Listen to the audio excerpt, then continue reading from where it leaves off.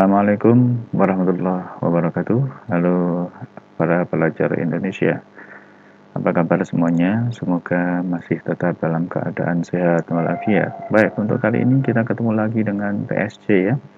Kita belajar lagi tentang indahnya fisika gitu ya. Nah, kita sudah sampai pada pembahasan tentang dinamika rotasi. Ya, dinamika rotasi. Jadi kalau kita melihat pada pembelajaran kali ini, kita ambil judul dinamika rotasi gitu. Karena rotasi adalah sesuatu yang berputar gitu ya. Nah, dinamikanya putaran-putaran itu kayak apa gitu ya. Nah, dengan memperhitungkan tentunya gaya-gaya penyebabnya. Nah, seperti itu.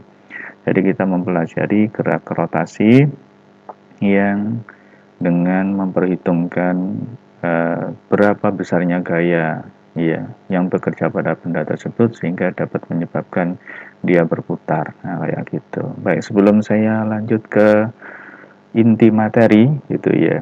Nah, mari coba kita tengok sebentar ya, kita belajar sebentar dari apa yang difirmankan Allah dalam Quran surat Al-Mulk ya, di sana ayat 3 disebutkan bahwa a'udzubillahi minasyaitonirrajim. Bismillahirrahmanirrahim. Alladzi khalaqa sab'a samawati tibaqa. Ya. Jadi kalau ini kita penggal sebentar ya, kita tengok gimana ini maksud dari penggalan ayat ini, yaitu yang telah menciptakan 7 langit ya, yang telah menciptakan 7 langit secara berlapis-lapis. Nah gitu. Kalau kita lihat makna yang ada di dalamnya, tentunya kita kembali mengingat bahwa beberapa kajian juga sudah menyebutkan bahwa langit itu diciptakan dengan susunan yang berlapis-lapis seperti itu, karena memang disebutkan seperti sebelum-sebelumnya. Nah, mataro gitu ya, mataro fi khalqir rahman min tafawut gitu ya. Nah, di sini ditegaskan oleh Allah gitu ya, dan kamu sekali-kali tidak akan pernah melihat itu, mataro, tidak akan pernah melihat fi khalqir rahman ya, pada apa-apa yang telah diciptakan oleh Tuhan yang Maha Pemurah itu ya, yaitu Allah Subhanahu wa taala, min tafawut ya, sesuatu apapun yang tidak setimbang, sesuatu pun yang tidak setimbang, segala sesuatu yang tidak seimbang. Allah menegaskan bahwa kamu tidak akan pernah menemui semua apa yang telah aku ciptakan, kata Allah itu, dengan tidak setimbang. Nah, dari sini sebenarnya kita bisa mengambil makna yang luar biasa sebenarnya ya, sesuatu yang tidak setimbang, bahwa memang semua apa yang diciptakan di muka bumi ini ya, ya lebih luasnya itu seluruh di jagat raya ini, tidak ada yang tidak setimbang, semuanya adalah setimbang atau seimbang. Nah, maka dengan demikian perlunya kita mempelajari prinsip dan kita mengkaji bagaimana sebenarnya teori-teori kesetimbangan. Nah, disitulah fisika mulai mengkaji dari permasalahan-permasalahan kecil, bahkan mulai dari partikel gitu ya, yang disebut sebagai kesetimbangan partikel, baik untuk gerak partikel 2 dimensi, 3 dimensi, dan begitu seterusnya. Ada banyak kajian itu di fisika, yaitu berangkat dari Quran surat Al-Mulk ayat 3 ini. Jelas di sana disebutkan bahwa Allah menyindir kita gitu ya, menyindir kita dan seluruh umat manusia yang ada di permukaan bumi ini. Ditanya sama Allah di sana ya, apakah kamu melihat sesuatu ciptaanku itu yang tidak setimbang? Nah, di situ. Selanjutnya pada ayat ini penggalan berikutnya, farji'il basyara. Ya. Maka kita disuruh melihat berulang-ulang. Farji'il basyara. Ini adalah perintah, maka lihatlah secara berulang-ulang gitu ya, di sini disebutkan. hal taro ya ming futur, apakah kamu lihat sesuatu yang tidak setimbang? Nah, ini Allah ulang lagi di sini ya. Kita disuruh melihat, mengkaji, belajar ya lebih lanjut. Apakah ada suatu ciptaan yang maha kuasa di permukaan bumi ini yang diciptakan dengan tidak setimbang? Ya, gitu. Kita lihat pada anggota badan kita saja yang nggak usah jauh-jauh, yang sehari-hari kita manfaatkan, kita pakai gitu ya. Dari tangan kita, mata kita, hidung, telinga, itu yang diciptakan dengan begitu setimbang. Ya, dengan begitu adilnya kiri dan kanan gitu ya. Telinga itu kalau misalkan kita bisa mengatakan gitu ya, andai kata salah satu sisi kiri atau kanan itu tidak bisa berfungsi dengan baik, susahnya luar biasa. Tangan juga begitu, kaki juga begitu. Maka kalau ciptakan jelas di situ. Ya, sesuatu yang diciptakan itu jelas dalam keadaan seimbang. Nah, di sini sebenarnya kita kaji ya. Kita belajar dari Quran surat Al-Mulk ini untuk bisa mengkaji sebenarnya dinamikanya, rotasi ya, dinamikanya, kesetimbangan itu seperti apa gitu. Nah, jadi itu sekelumit pendahuluan untuk menguatkan kita bahwa apa yang kita pelajari ya di fisika termasuk dalam pokok bahasan dinamika rotasi itu adalah sesuatu yang sangat bermanfaat, sesuatu yang sangat berarti ya kita berikan kepada siswa-siswa kita, penanaman ya begitu indahnya fisika sebenarnya. Nah, dengan demikian dari dasar inilah mari coba kita kaji ya. Mari kita coba lihat ya dinamika rotasi itu seperti apa gitu. Nah, di bab-bab sebelumnya ya di pembahasan sebelumnya pada sesi yang sudah kita upload gitu ya. Di sana sudah kita jelaskan ini gerak partikel dua dimensi. Ya, gerak partikel dua dimensi ini sudah kita sampaikan. Kemudian untuk gerak partikel yang tiga dimensi juga sudah kita sampaikan. Ya. Nah, ini gerak rotasi beraturan. Sorry ya, gerak rotasi beraturan sudah kita sampaikan juga. Dan juga gerak rotasi.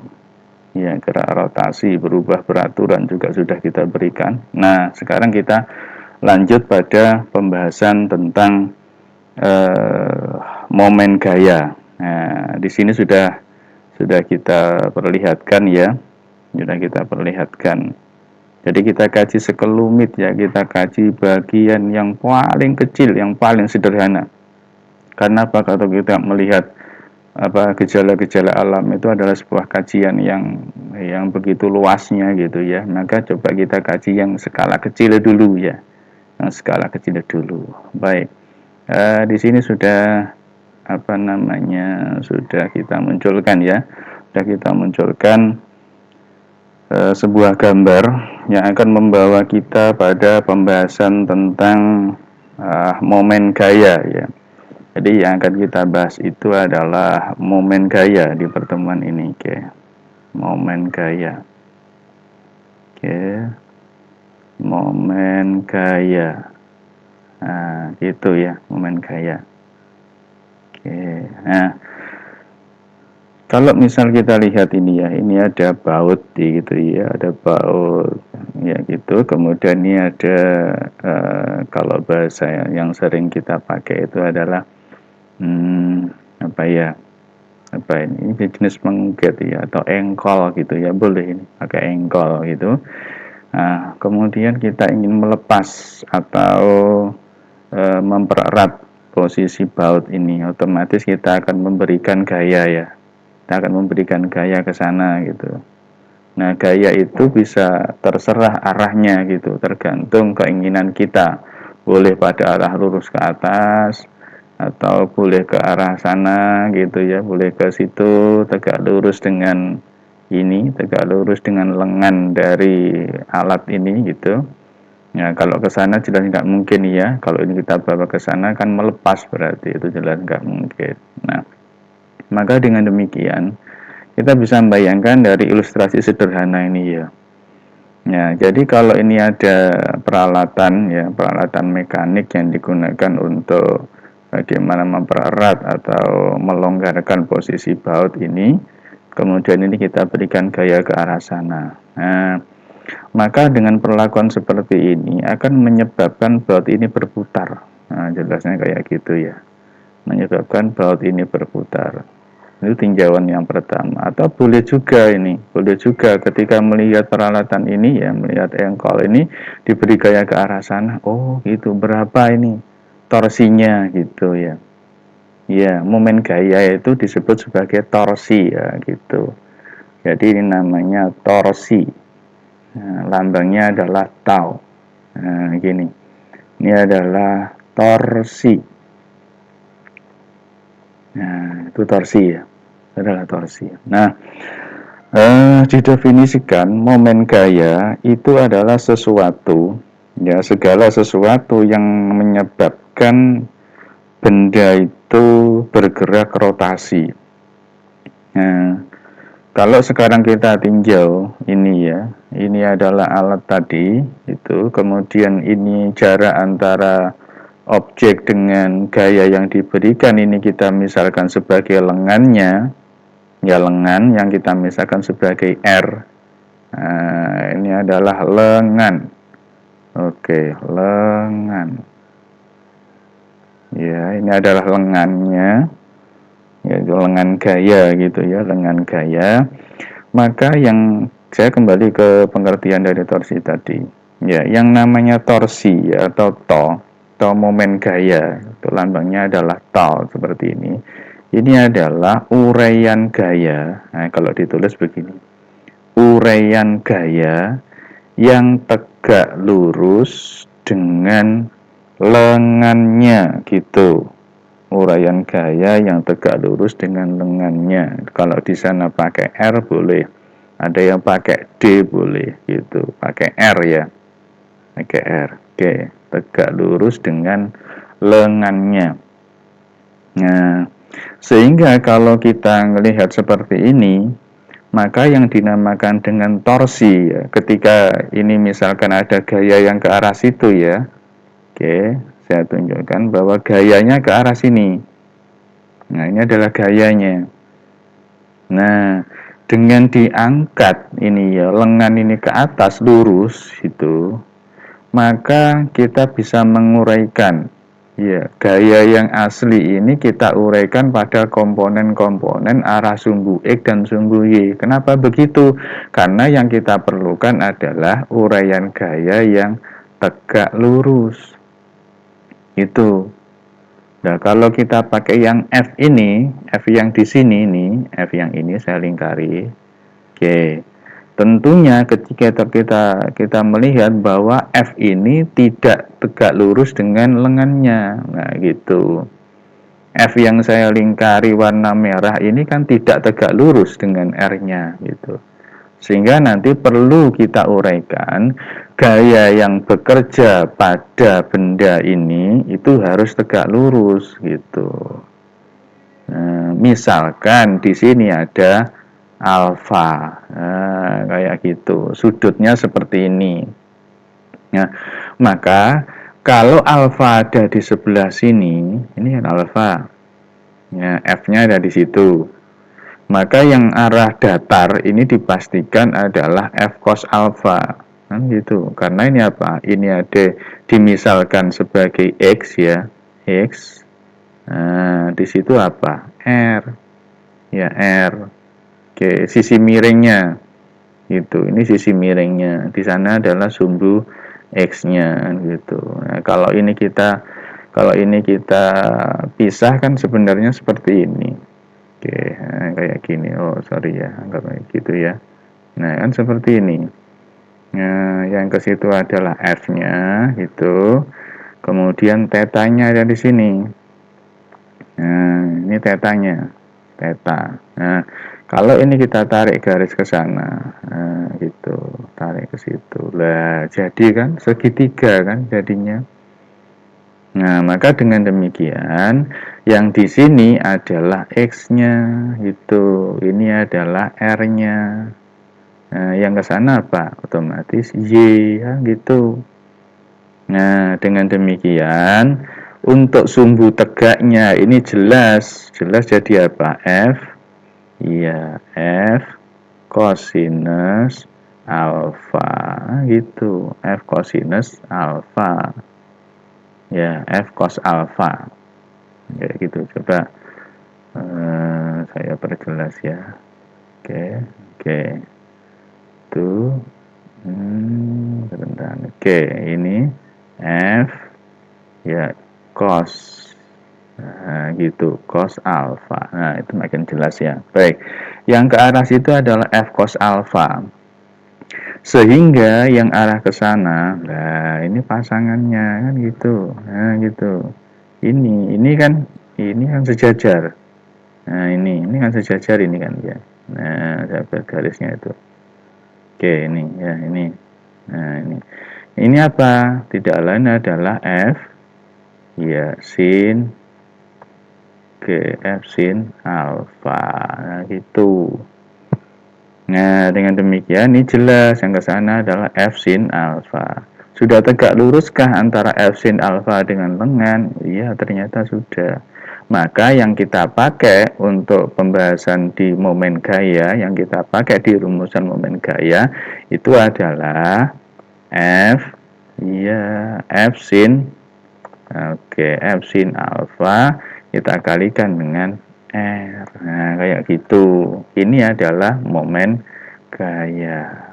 Itu, inilah yang dinamakan momen gaya, yaitu uraian gaya, ini uraian gaya yang tegak lurus dengan lengannya. Ini lengannya adalah R. Nah, seperti itu. Nah, contoh ini ya, contoh yang paling mudah, coba ini saya buatkan sketsa sebentar. Nah, kayak gini ya, misalkan saya punya batang, nah begini. Oke, nah, batangnya begitu. Nah, gitu. Ini adalah penumpunya. Nah, penumpunya ada di situ. Nah, kemudian batang ini kita tarik, ya, nariknya ke atas sana. Oke, dengan gaya sebesar F. Nah, gitu. Membentuk sudut sebesar alfa. Oke, terhadap garis datarnya ini, terhadap sumbu datarnya. Nah, kemudian bagaimana dengan momen gaya yang terjadi kalau kasusnya demikian? Nah, ini ada batang kan ya. Nah, kalau seperti ini kita lihat apakah gaya ini sudah tegak lurus dengan lengannya. Lengannya ini kita misalkan R. Ini adalah panjang lengan. Nah, kan belum ya, belum tegak lurus kan. Maka tugas kita adalah membuat agar tegak lurus. Begitu. Nah, ini ditegak luruskan. Nah, ke arah sana. Oke, nah gitu. Kalau alfa di sini otomatis yang ke sana apa? F, ya, sin. Oke, F sin alfa. Itu yang ke situ apa? F cos alfa. Nah, itu. Nah, yang kedua perlu diperhatikan bahwa kalau gaya itu kita berikan arah ke pojok sana, ini gaya ini kita berikan ke arah pojok sana. Nah, kemungkinan gerak dari batang ini kemana gitu. Nah, yang jelas jika ini tarik ke sana kan kemungkinan besarnya gerak itu kan ke situ. Muternya kan ke sana, kan nggak mungkin ditarik ke sana muter ke situ, kan jelas nggak mungkin. Nah, maka arah putaran, ya, arah putaran batang ini, ya, arah putaran benda ini kalau nanti berlawanan dengan arah putaran jarum jam itu diberi tanda negatif. Nah, itu perjanjiannya, ya, sehingga kalau berlawan dengan putaran jarum jam itu negatif, maka kalau muncul nanti searah, misalkan beri gaya ke bawah, ya jadi positif. Seperti itu. Nah, coba kalau seperti ini, tolnya gimana? Jadi tol, ya, momen gayanya itu sama dengan apa? F, ya, F, oke, F sin, oke, F sin alfa dikali dengan R. Tapi tandanya apa? Negatif di sini. Negatif. Nah, gitu. Negatif. Kenapa negatif? Arah putarannya berlawanan dengan putaran jarum jam. Itu. Kan gitu kan? Nah, gampang kan? Ya, baik. Untuk bagaimana contoh soalnya terkait dengan pendahuluan di momen gaya ini, kita akan pelajari pada bagian selanjutnya. Baik, sampai di sini dulu untuk overview tentang dinamika rotasi. Selamat belajar, tetap semangat, jangan lupa untuk like, kemudian komen dan subscribe agar menerima notifikasi jikalau nanti ada pembaharuan atau ada video-video baru yang kita munculkan. Selamat belajar, semoga sukses. Assalamualaikum warahmatullahi wabarakatuh.